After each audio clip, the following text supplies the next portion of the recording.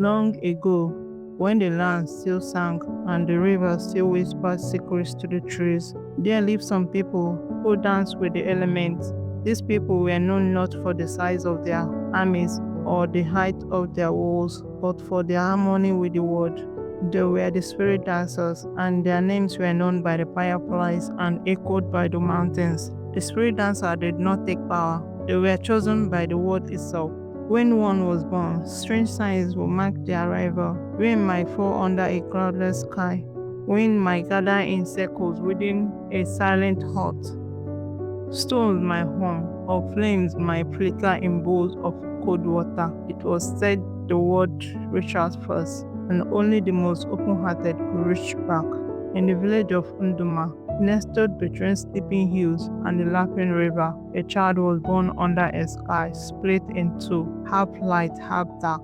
The sun and the moon had met in the sky and embraced in an eclipse, casting long shadows over the land. Her name was Angri, which meant bringer of happiness and joy. But there was no joy in the village that day. The moment she was born, the air changed. The ground trembled beneath the hut. The river surged and spilled into the yam field. Fire danced in hut where no firewood had been laid, and a hush fell over the wind as if it held its breath. The midwife dropped her water god. The elders gathered in silence. Some villagers turned away, whispering, "A child of four signs," murmured one. "That one is not a blessing. That is a storm in the shape of a girl." But one voice rose above the fear. Nana Ifoma, the oldest woman in the village, her skin wrinkled like dried cassava, her eyes sharp like eagle claws. She stepped forward with her staff, carved from ancient Iroko wood. "The land has not cursed us," she said. "It has spoken. The child is the last of the spirit dancers. The word calls her, and we will answer with care,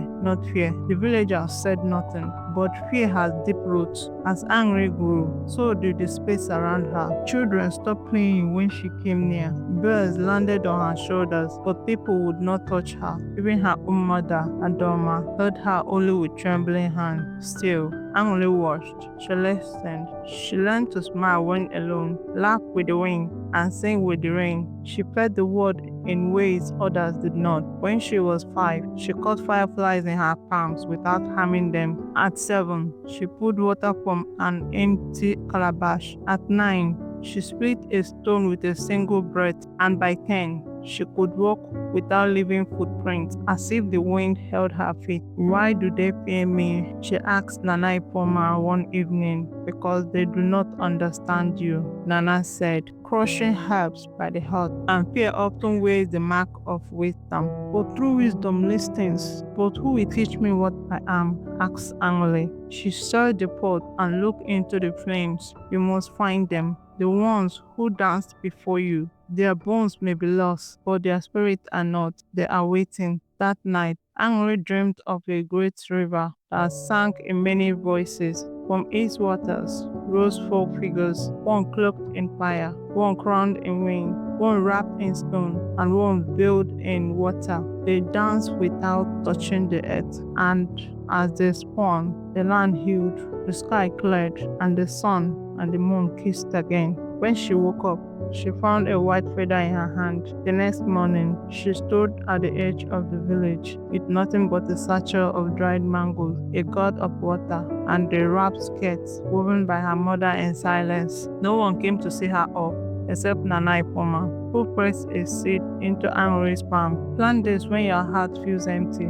It will remind you that even the barest ground can bloom again." "Will I ever come back?" Angry asked. "If you walk with the truth," said the old woman, "the road will always bring you home." And so, Angry stepped into the red earth path that led beyond Nduma's borders, past the baobab trees and the fields of golden millet. The earth above her was wide and listening. The wind coiled up around her ankles like a curious cat. She did not know where her feet would take her. She did not know who she would find, but the word has called her, and she has answered. Emily's feet led her beyond the lands of her childhood, where the trees grew thin and the sun cracked like oat skin. She walked for many days, guided only by whispers in the wind and the memory of the dancing spirit in her dreams. At night, she slept beneath the stars that blinked like the eyes of the spirit. She listened to the hush of drums and watched the firelight cast shadows that moved without wing. On the seventh day, she came to the land of the red hills, where the sun was fierce and the rock bled it. The ground was cracked and sharp, and the air shimmered like a living being. There she found a cave, each into the belly of a burning hill. Smoke curled from its mouth, and the scent of old ash hung heavy in the air. She stepped inside. The cave was deep and hot.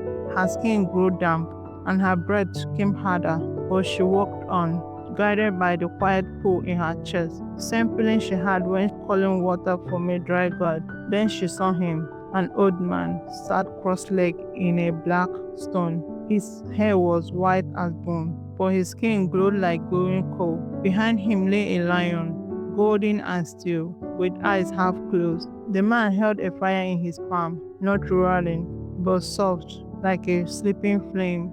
I know you would come, he said, without opening his eyes. You are the fire dancer, said angrily, bowing low. I was, he said, long ago, when fire still trusted me. What happened? He opened his eyes. One was milky with age, and the other sharp as a blade. I danced too hard, too fast. I forgot to ask before I took. Fire gave, but I demanded more. One night, my blade burned. Not from war, not from the sky, but from me.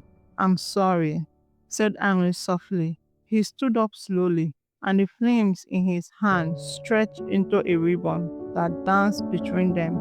You still carry your fire gently, he said. That is good. Fire is not only for battle, it is for birth, for warmth, for joy. Teach me, she said. He studied her for a long moment. Only if you can pass the trial.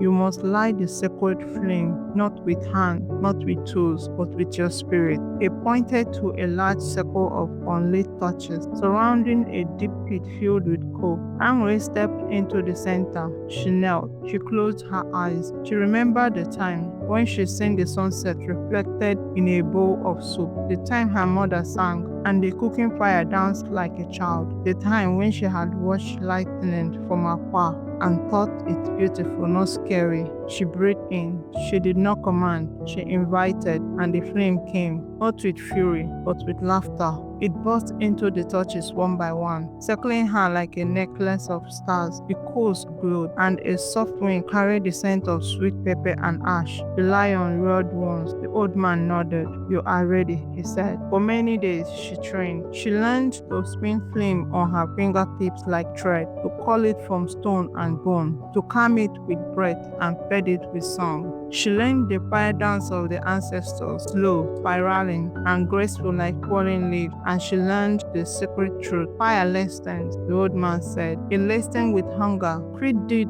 the right feeling, and it will never burn on you. Before she left, the old man handed her a stone, smooth, round, and red like heart blood. This hold my last flame, he said. Use it only when the world turned dark. Henry bowed. What is your name, teacher? I was called Kuma, he said. But names burn away with time.